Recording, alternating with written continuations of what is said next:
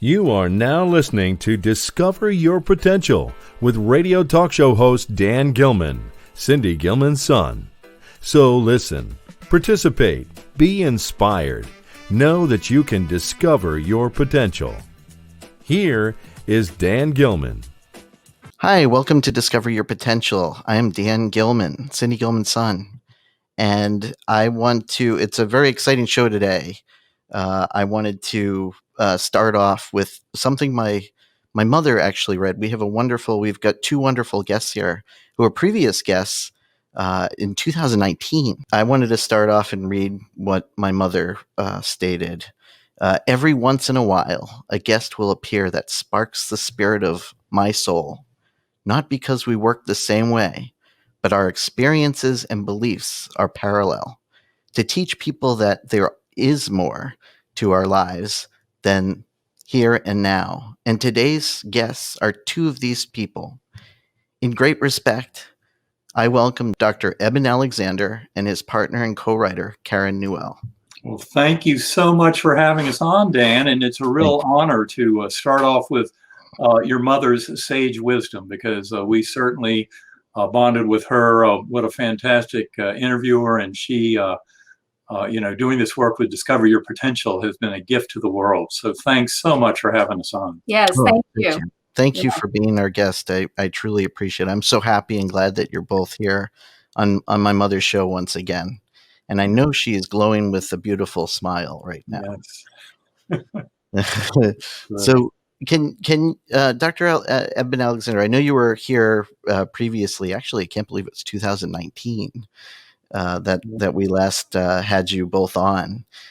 And many people listened to the show previously, but just a refresher, can you please tell about your near-death experiences, about the realms you visited or during your near-death experience? Because I know they're very interested, and I also wanted to share the books too that you've published. And yes, I'll just share a very, very brief version so we can get into more discussion. But I spent 54 years of my life as a neurosurgeon, teaching 15 years at Harvard Medical School, thought I understood brain, mind, and consciousness.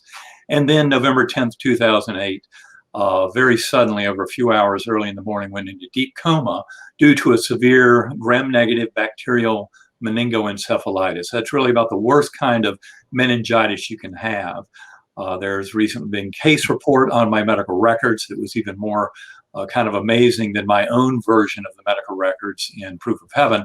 That came out in September 2018 in Journal of Nervous and Mental Diseases.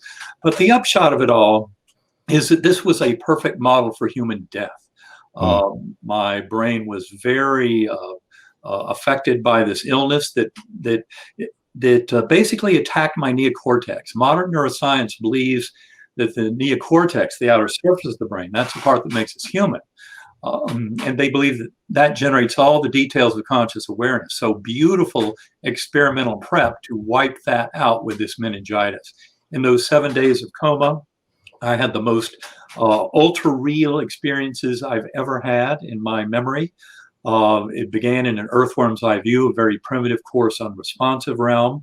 Important to point out that one of the atypical features of my near-death experience was the fact that I was amnesic, that I did not remember the life of Eben Alexander or any of the people in it. And therefore, I had a very kind of unusual but very far-reaching set of events. I went from that beginning point, what I call the earthworm's eye view, very primitive, coarse, unresponsive realm, through basically a portal of music that was also of light, that led me up into this ultra-real gateway valley, many Earth-like features. I was a speck of awareness on a butterfly wing. There were millions of other butterflies looping in vast spiraling formations, many souls, thousands of beings dancing in this lovely meadow below. A beautiful guardian angel on the butterfly wing with me, giving me, I think, the central message that I was to bring back to this world. And this is for all souls. You are deeply loved and cherished forever. You have nothing to fear. You are cared for.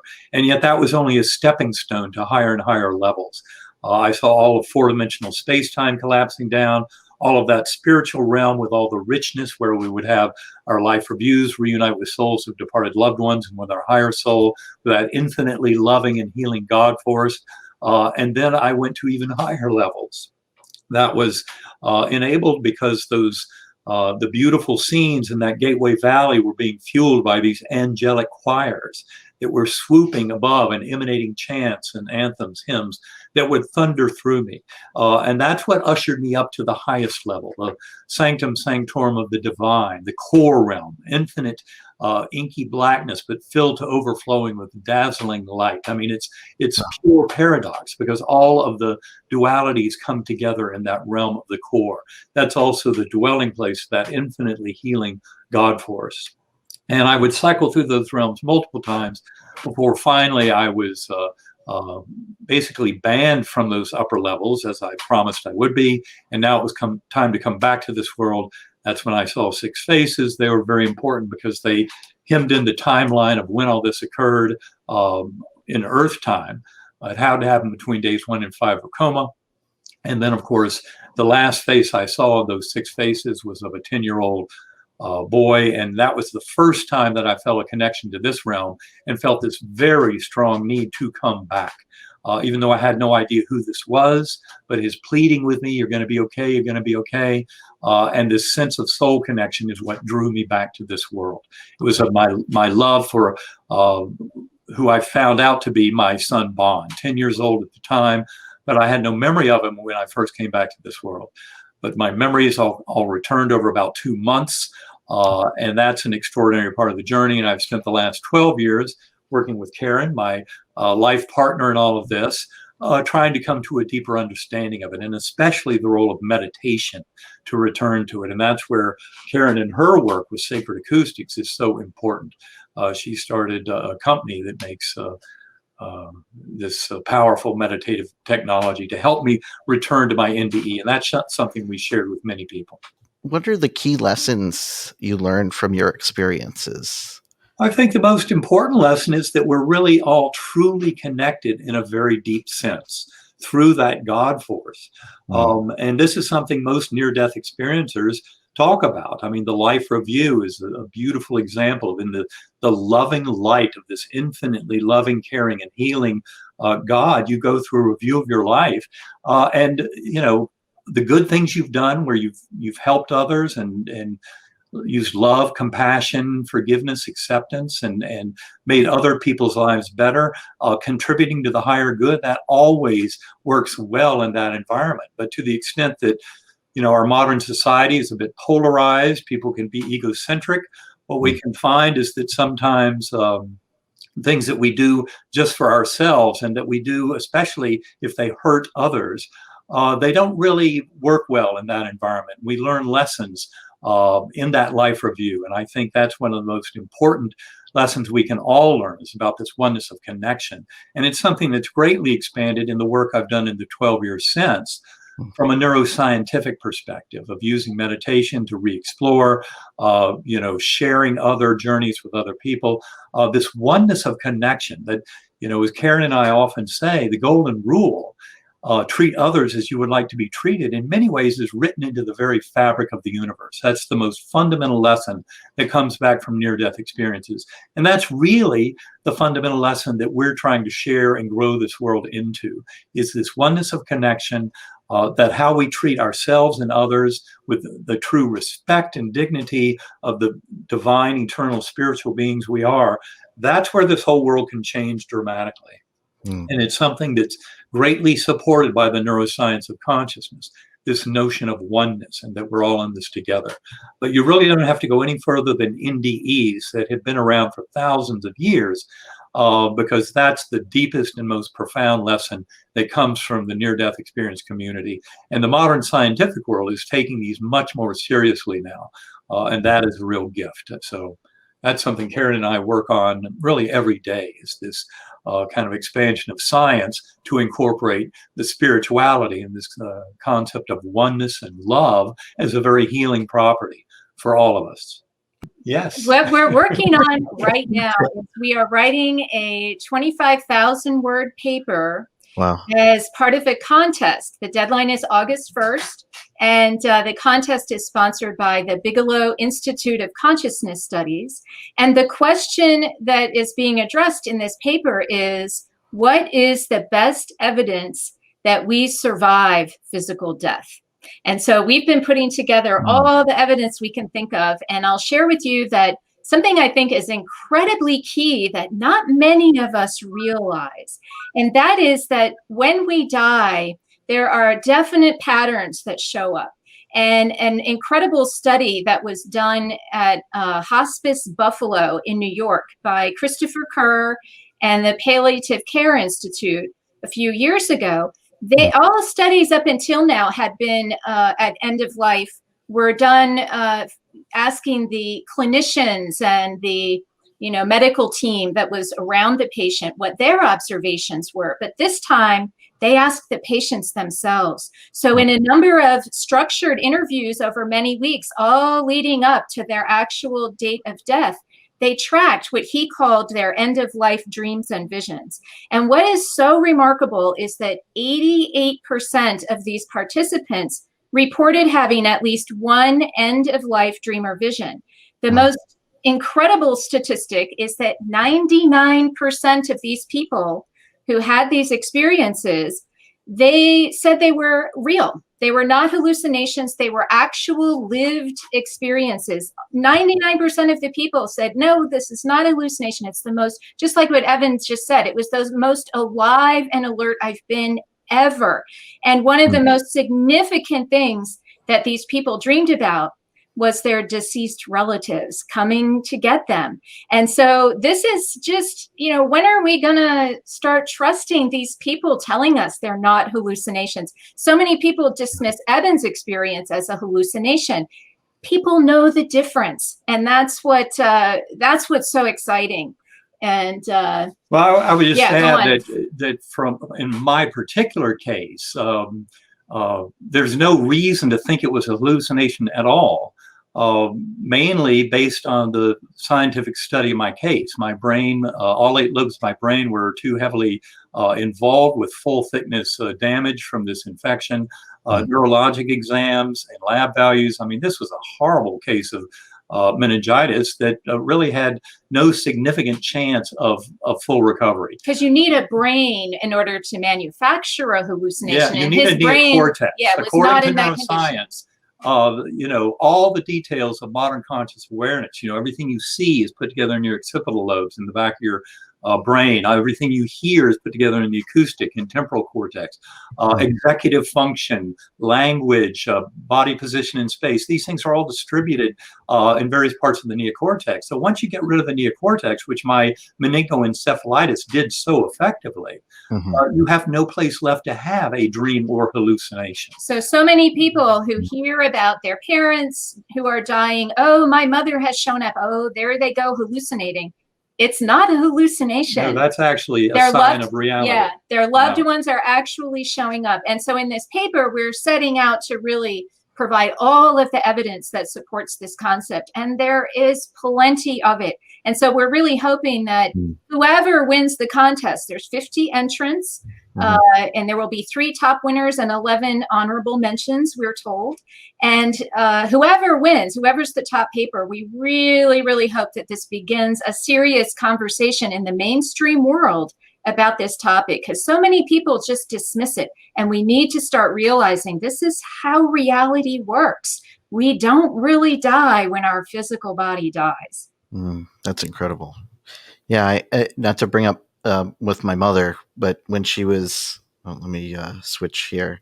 But when she was in the process of passing away, of course, I asked her, do you still believe in angels? I don't know why I asked her that, but it was kind of in the moment. And she looked at me and said, yes, of course.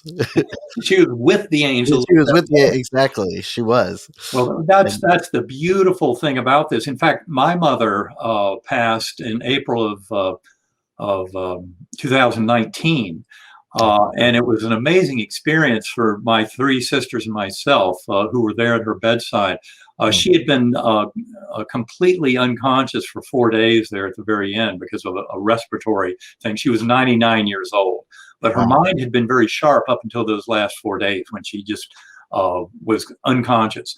But in the second night of those 4 days, she actually woke up at 2:30 in the morning, fully lucid, conversant. She woke her nurse up. She said, "My mother's here. Call my children. She's here." Wow. And I know from all of my experience working in this with thousands of cases, NDEs, deathbed visions, after-death communications, I know that that is actually a sign of the reality of the experience. Well, and that she's very close to death, because the other thing that was noted in this study, they tracked, when these events were actually happening. And first, people were dreaming of living relatives and their past. They would kind of return back to their childhood and relive certain events. And then as they got closer and closer to the moment of death, dreams of deceased relatives and loved ones increased significantly. And it's interesting that the other thing is about all of this is that most people don't talk about these experiences. Even when they're on their deathbed, they think if they talk about them, people will think they're crazy. And in fact, that's what happens. And so some of these participants would say, "Oh my gosh, you mean you want to hear about these experiences? You don't think I'm crazy?" And so what a gift it would bring to this world if we all realized this was coming, and that it's actually a beautiful transition. Christopher Kerr talks about how much of what these people are going through in those final days, they're really coming to terms with events in their lives. They're finding peace. Once they kind of start having a foot in both worlds, that peace takes over. So any angst just dissolves away. And this really needs to be seen as a beautiful transitional process. And of course, so many of us don't even think about that moment. We just put it out of our minds until the day comes, or it could just happen suddenly, as you say it did with your mother. So it's good, I think, for us to be prepared. I had questions that people actually sent me. Our listeners actually sent me a bunch of questions, if you don't mind. Sure. And it obviously does tie in, but they asked, they were trying to understand what is consciousness and non-local consciousness, and what is the difference between the two? Yes. The first thing, let's start with consciousness. And the definition really is very simple. It's awareness of existing. So that is something that our fellow humans, our fellow animals, we can surmise, we all have a sense of existing. There's something it is like to be us existing in this world. And that's what continues after your physical body dies. And that is what continues. Now, so conscious awareness is kind of the key concept.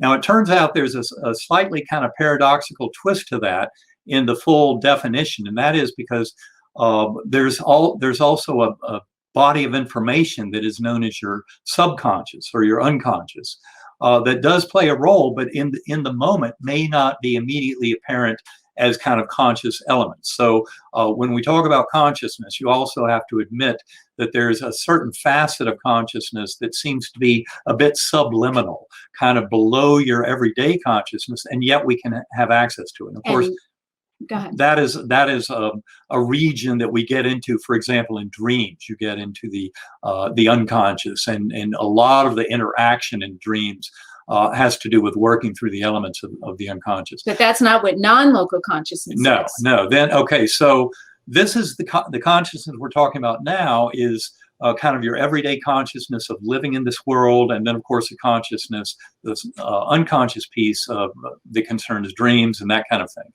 But then also, there is our ability to know things at a distance. One of the kind of hardcore tenets of modern materialist, conventional neuroscience is that we can only know things through the ken of our physical senses. What can our eyes see? What do our ears hear? What can we touch and feel and sense in our local environment?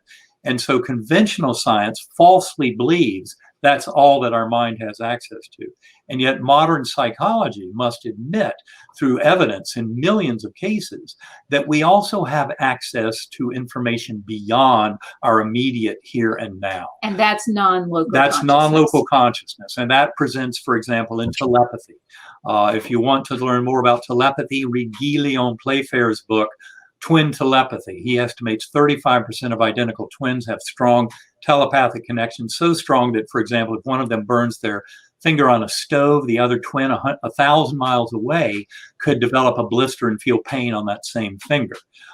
That's a really powerful connection, and yet he documents many of those kind of cases. So telepathy, a very strong example of kind of non-local consciousness. We also have things like psychokinesis, distance healing. These are all things that have been studied scientifically. Remote viewing is one of the most intensely studied. The various kind of psychic spy programs and other ways of discerning information at a distance and not even localized to the now.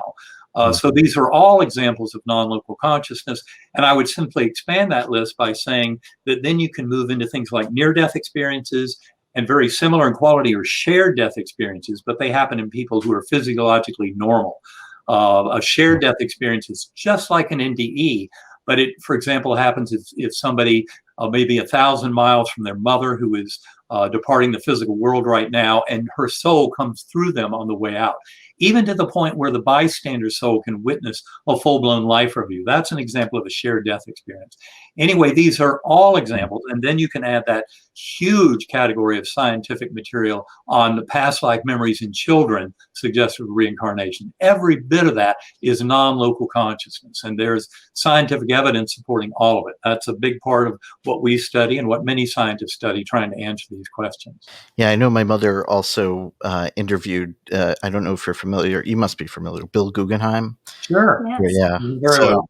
Yeah, Very and actually he was on a few times, but anyway, it brought up some memories there that he discussed of his own experience with kids who have had not only transition but also have had many experiences. And I can highly recommend Bill and Judy Guggenheim's book, Hello from Heaven, Yes. where they reviewed more than 3,000 cases of after-death communication, consolidated it down to like 300 plus of the very best cases. In nice categories. In nice too. categories. It's a very well-written book. And of course, after-death communication is probably the mode that 40% or so of modern folks in the Western hemisphere, at least, have heard of or know of spiritual reality because they've had their own after-death communication. But a huge percentage of those people don't speak about that. Yeah, they won't talk about it because Really? they're worried people think they're crazy. Ridicule. That's why we need to get this discussion up Yes. front and personal with everybody.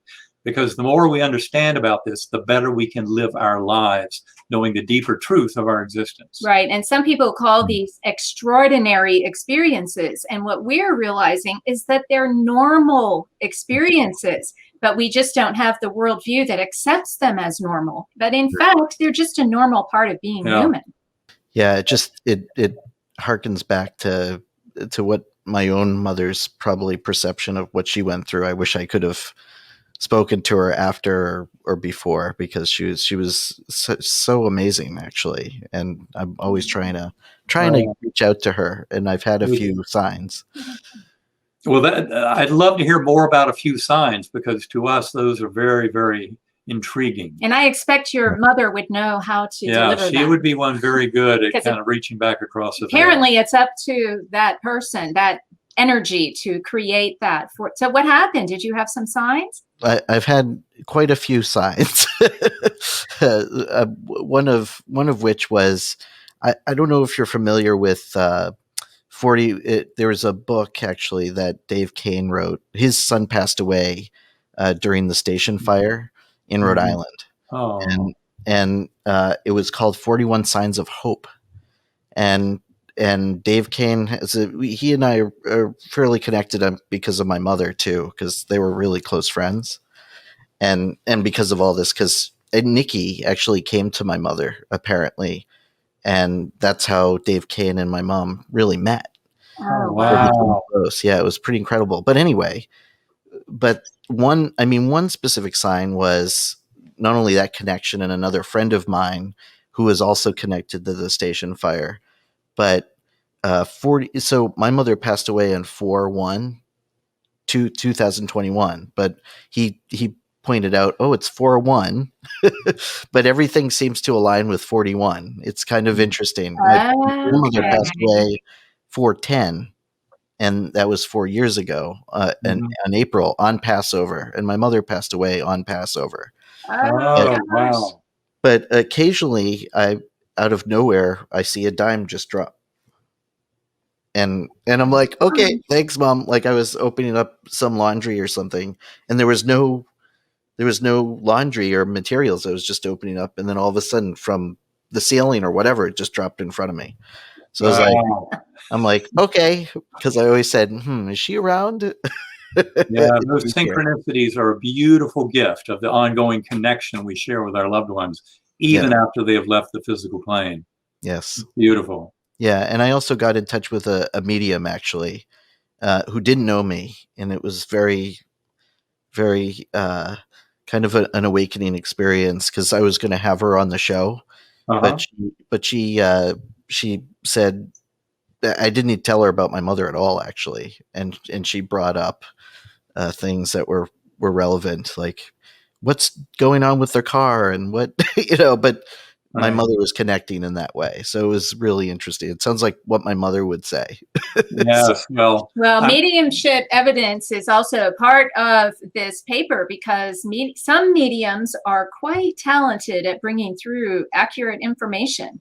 And it really is another piece of evidence that our awareness continues and is able to then communicate in all different ways. The dimes through a medium, all kinds of ways, a feeling, a perfume smell, so many ways we can stay in touch. The absolute best way is the way Eben did it, and so many others. They had their own experience. They knew firsthand from having had the experience. I'm not sure Eben ever would have read all of this research and everything unless he'd had that experience. And that's really the shame of it. But if people are curious, you can take matters into your own hands. I never had a near-death experience, but I practice all kinds of techniques, non-local consciousness techniques, ways to get in touch with that part of me that's greater than this body. And that's what I think us and we and your mother really bonded over, because she understood that at such a deep level, that knowing that sort of authentic essence of who you are will get you closer to realizing that it never dies. And, we can talk about it all we want. There's plenty of evidence. Some people, that's enough. When they dive in and start doing all of that reading, occasionally you'll run across a story that potentially has some issues, maybe some fraud or something like that. But those are rare. And to find just one of those by no means dismisses all of the other experiences. That's what people need to realize. And seeking out and cultivating experience with your inner world through meditation, through contemplation. There's all kinds of techniques out there, centering prayer, self-hypnosis or hypnosis itself with a practitioner, all kinds of ways to do this. That's really the best way, is to set out on a journey and find out for yourself. One of the most fascinating things about kind of the scientific angle where all this is going concerns this notion of mind and the one mind. And not only that, especially with some of the lessons from quantum physics and the most extraordinary cases of non-local consciousness, what we begin to discover is the entire material world is a projection from a level of consciousness. And that's where things really start to shift in terms of our ability to appreciate the power of mind over matter. I mean, we've known mind over matter is real for a long time. For example, in medicine, placebo effect. It's our gold standard we've used for more than 6 decades now in assessing any new treatment modality, medication. Some procedures can be assessed through sham procedures, but placebo effect is very real. And it is not just fooling somebody into thinking a sugar pill will cure their headache. People can cure cancers, advanced infections. There's a tremendous amount of healing that goes on with mind working over matter. And as you start to realize that, you then start to realize that everything you've ever seen out in that world has actually been a construct within mind.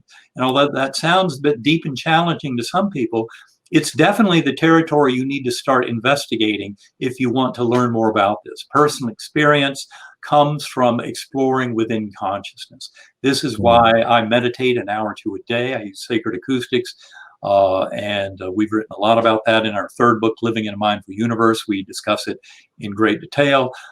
We've shared this with other NDEers as a mode of returning to the NDE. And not only that, but in our workshops, we help people generate and cultivate their own kind of sense of an NDE. Karen came up with a brilliant idea of using the Grayson Scale to help us in these workshops for guiding people through meditation to have the various elements of an NDE. So the Grayson Scale is 16 features of an NDE that you score at certain levels, and then that tells you if you had an NDE and how intense it was. And the same types of features can be cultivated through meditative experiences, not necessarily in precisely the same way, but you can really get a feel for it for sure. All right. Well, anyone who's curious can go to sacredacoustics.com. There's a free download that you can get by entering your email and just listen for yourself. Contained in these recordings are binaural beats, monaural beats, and different types of harmonics. This is a form of brainwave entrainment. These types of sounds don't necessarily sound like regular music, but they're designed to relax your brain from that beta state of awareness. That's the state we're in now. We're walking, we're talking, that sort of thing. But what we want to do is get it more into that theta level. That's where we're getting closer and closer to sleep. And so binaural lower frequencies. And so these frequencies are designed to help calm the mind. And we did a pilot study that was published in the Journal of Nervous and Mental Disease in February of 2020 that showed in a busy psychiatric practice in New York City a 26% reduction in anxiety after just 2 weeks of listening.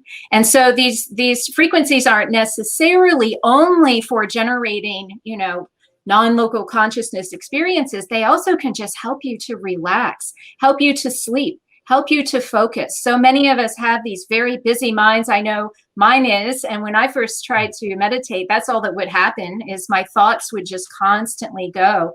And so these types of recordings, along with some other techniques, really help to settle the mind and give me that foundation so that I can move a little further. And some people use them for temporarily to address a certain issue, and others, like Eben, use them on an ongoing basis. And I can tell you that those who do this on an ongoing basis, eventually things start to happen that maybe they weren't expecting. Intuitive feelings start to get stronger. The dream space gets more vivid. Really, any sort of meditative techniques can contribute to those types of things. But these recordings at sacredacoustics.com are just one tool of getting into that space. I would simply add, as a neuroscientist interested in consciousness exploration, I was very attracted to binaural beat brainwave entrainment way back in 2011, soon after my coma. I knew I had to get into meditation, but I wanted to really... 2010, sorry. But I needed a very powerful tool, and I'd heard about differential frequency brainwave entrainment working to do that. And just kind of cut to the chase for your audience. Yeah. And we do discuss this a lot in Living in a Mindful Universe in our third book. But what we think is going on here is these sounds, slight differences in the frequency between the two ears influence the lower brainstem in a very powerful fashion.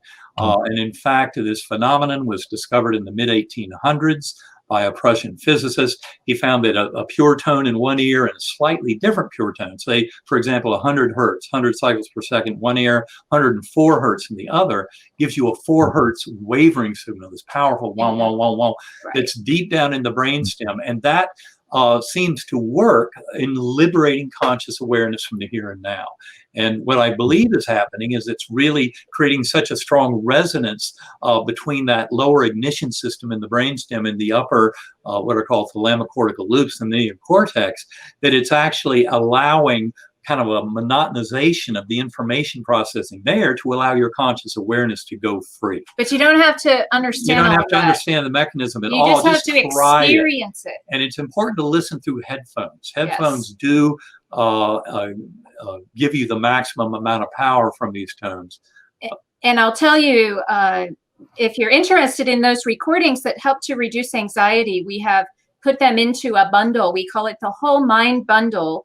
And they are the exact same recordings and listening protocols used in that pilot study, available to anyone, regardless of financial issues. We make it completely free if needed. So just go check that out if you're interested. The Whole Mind Bundle. And by the way, that case study, the control group only had a 6% improvement. 7%. 7% versus 26%. And the control group, the control group were patients in the practice who got their regular therapy but did not add listening to these sounds as part of their routine. So they were in the normal therapy and didn't see nearly as much reduction in anxiety over that 2-week period. Right, and it's the report is by Dr. Anna Yusim, Y-U-S-I-M. And she wrote a beautiful book called Fulfilled, which is all about a spiritual approach to psychiatric practice. I highly recommend her book. Oh, that's great. I'm going to look into that. And I'm sure our listeners will as well. I bet you would love to interview her. She's a wonderful person. Yeah, if you'd like, we can put you in touch. Oh, that would be great. I'd love that. That would be terrific. When you go in this meditation state using the acoustics, can you also, when you go into this higher consciousness, you could also potentially have not a near-death experience, but almost like an awakening, correct? Usually when you go into these meditations? Well, yes, you have. What I've experienced is basically a bridge to connect with my guides, with that beautiful guardian angel I had in my near-death experience, but also, and I tell the story of my initial contact with my father. My father had passed over 4 years before my coma, and yet he was no part of my NDE. Part of the confusion there probably is related to my amnesia.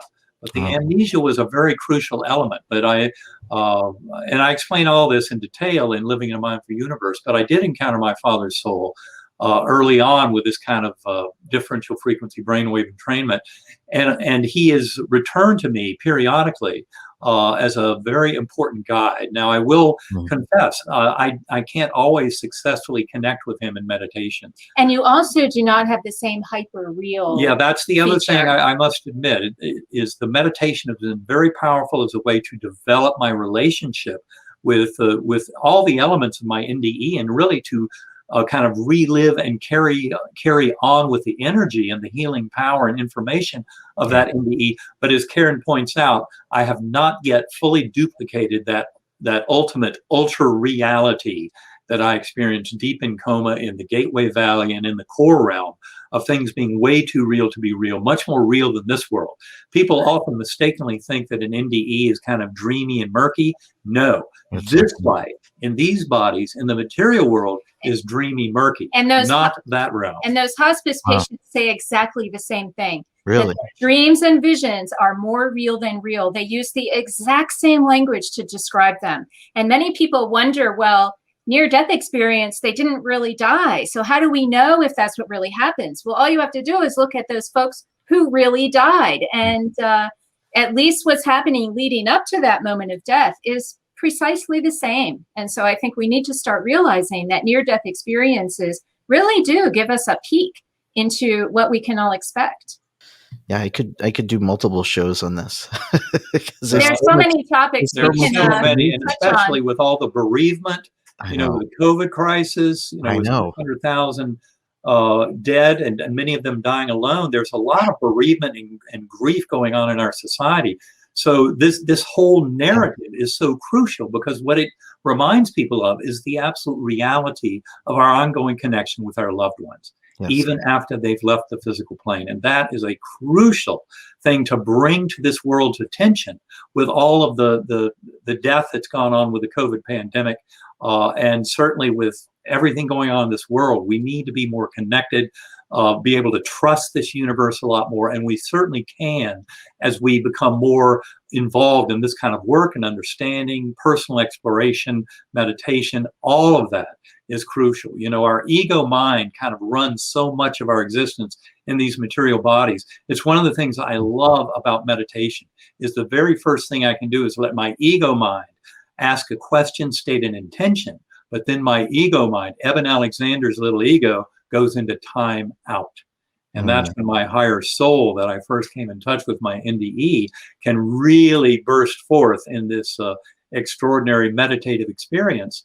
And that's where you learn to trust in the universe. That's where we start to harvest the love and compassion and start feeling at home in this universe very fully, and then start bringing those gifts of love and connection and oneness into our lives and sharing them with our fellow beings. That's what it will take to help this world go to the next level. Right. And all of this, as much as we talk about, oh, this is what happens when you die, it's more about what does that information tell us about how to live our lives here and now.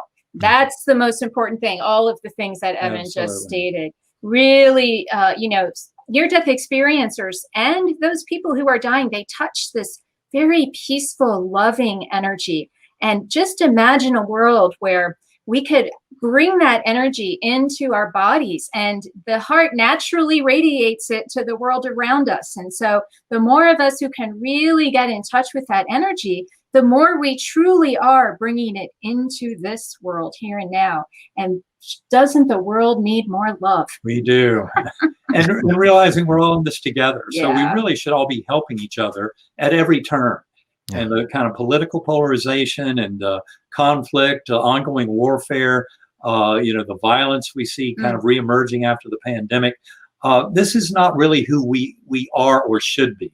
And I think we can improve this world dramatically and learn some lessons from all this. And after the COVID pandemic is a perfect time to start to adjust our living and our lives and our sense of who we are and where we're headed, so that we can more appropriately guide, you know, stewardship of this planet, take responsibility, and start taking care of each other. With sacred acoustics, I'm sure you must have seen a much more of a flux too during the pandemic.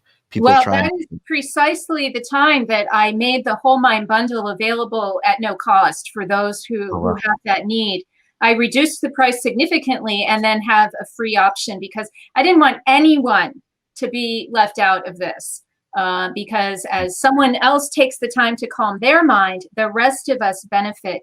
And yes, we have seen a lot of people take advantage of these recordings. Now, they're not for everyone. Some may not, you know, resonate with them. Everyone will find a tool that works best for them, but so many have found solace just from listening to these recordings. It calms them down. Some people are able to, you know, really feel that connection to something greater. They're able to touch that peaceful, loving energy, and it just helps so much when dealing with all of this anguish around the world right now.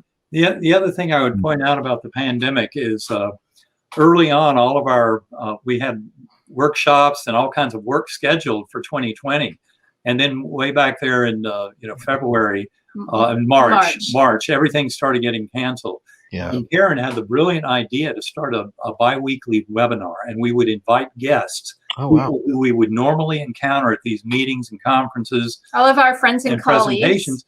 And anybody in your listening audience can access all of those videos for free. They're all archived. If you go to unitedinhopeandhealing.com. You just have to create a login and a password. Put in a name, and it's all free. And there's a tremendous amount. There's a whole year's worth of archives. We halted the webinar series at the end of May to focus on this paper that we're working on. Right. And we don't know if we'll pick up again. We will make that decision after the summer. But the library of interviews is anyone who is Raymond interested in Moody, these topics. Kim Van Lommel, we've got experiencers, Grayson, a couple mediums, researchers, wow. Several amazing near-death experiences of people. Yeah. Basically, I would say that unitedinhopeandhealing.com, that set of interviews is a basic course in modern consciousness studies for those interested in coming to a much deeper knowledge of all this, about the realities not only of the afterlife, but of reincarnation and of how to live these lives. That's all what emerges from that set of interviews. So I would encourage people to go enjoy them. And also you'll be first to hear, if you're on that list, of what we do next after the summer and early fall, when we start re-engineering ourselves. So I'm definitely going to sign up and log in. Yeah, check them out. And Excellent. what's really, really neat is that people from all over the world were tuning into these. Some of them did this regularly. It was kind of their, every 2 weeks, was their therapy, there. while stuck at home. A lot of people from England were tuning in. Where was I going with that? At any rate, oh yes, they've left countless comments. They've joined the discussion. They've shared their own experiences. There's just a rich body of information from our viewers who shared their own thoughts and experiences. So that's incredible. With browsing through. Is this a site that you set up? Yes. Wow, that's incredible. That's great. I was formerly I was a web developer. So once a web developer, always a web developer. Oh wow, that's great. Oh, very good. And also the web development has gotten very easy with so many user-friendly programs where you don't need to know the code. So I rarely have to use my code skills. Yes, that's always helpful because I do all of our development too. So I know what that side of the brain. It's gotten a lot easier since the 90s, that's for sure. Yes, absolutely. Absolutely. Dr. Wayne Dyer always talked about the power of intention and the infinite intelligence. And I was just wondering, what are your thoughts on the role of intention, or the role that intention is? Well, intention is huge because underlying all of us is an intention. And many of us aren't really aware of our intentions as we go throughout our day. And the more you can become aware of them, the more you can use them to really create what you want to see happen in your life. And so lots of people talk about intention as, repeating a phrase over and over again, or, you put a little sticky on your mirror with that phrase. And the thing that is missing from that is the feeling of what would you feel like should that intention be fulfilled. And so adding that to your sense of intention is very critical. And I believe Wayne Dyer was a proponent of that as well. I remember listening to him long, long, long ago on cassette tape recordings, I guess from his PBS programs. But he was talking about this sort of thing many, many years ago. So it's about time. But did you have any words on intention? Well, I think intention is everything. And, in fact, we really, all of us could benefit from paying more attention to our intentions. Mm-hmm. I mentioned a little while ago about how powerful placebo effect is.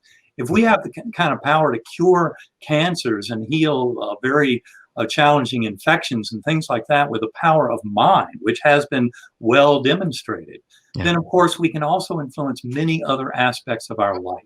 And that has to do with intention. What do we want? Not just with our minds, but with our hearts. You've got to feel it with the heart. Feel it with that heart energy. Do that in deep meditation. Use that after you've kind of aligned with some guides, and watch out, because that intention can actually lead to an unfolding reality. And also when we sort of set an intention, oftentimes we recommend doing that in a meditative state, just sort of at the beginning, just sort of feel that feeling, state that phrase, and then let it go. Have no expectation as to how that intention will be fulfilled, because many of us have sort of predetermined ideas about what should happen, and we may be completely surprised. I know I have been, about how our intention will actually be fulfilled. So letting go is a very key part of that. And a lot of it does involve trusting in the universe, because in many ways it's not trying to force some specific outcome, but to invite and attract the highest and best outcome for all involved. The win-win situation, the love solution, the healing solution, these are always there, and yet they're not apparent from an ego perspective. And that's why this is so important to do, like in meditation, where we've left the little ego voice and its petty little concerns in the rearview mirror, because connecting with our higher soul can be a very powerful tool to help us come into this kind of knowing and allowing that trust in the universe to manifest as something that is the highest and best good for all involved. So I think that's really one of the biggest lessons I learned from my NDE and certainly from my ongoing meditative practice is that I can trust tremendously that the benevolence of the universe is there. All I have to do is serve as a conduit to bring love and comfort and healing to everyone around me. And I serve as that conduit. Then the universe can also gift me with that kind of loving and comfort and trust and the best outcome for all. Oh, that's great. We've got 1 minute left, unfortunately. But what would you like to leave with our listeners today? Just because we have a minute, I'll jump in. I'd love to hear what Karen has to say. Sorry, the lack of time. Every soul is involved in this awakening of humanity. And every soul is important. No soul left behind. We always say that. I think we would agree on that. And that it really is all about acknowledging and living the oneness that we share. We're sharing a heart consciousness, as any NDE person will tell you. When you come to the end of your life, you find that the love you've been able to hand out to others is the only important thing by which to measure the value of your life. And that is something we should all live with every single day, loving ourselves, loving others. That's wonderful. Thank you. Thank you both. I really appreciate it. Well, this is Dan Gilman with Discover Your Potential, and we look forward to hearing from you next time. This is Cindy Gilman, and you're listening to Discover Your Potential. So until next time, do something nice for yourself, but do something nice for someone else.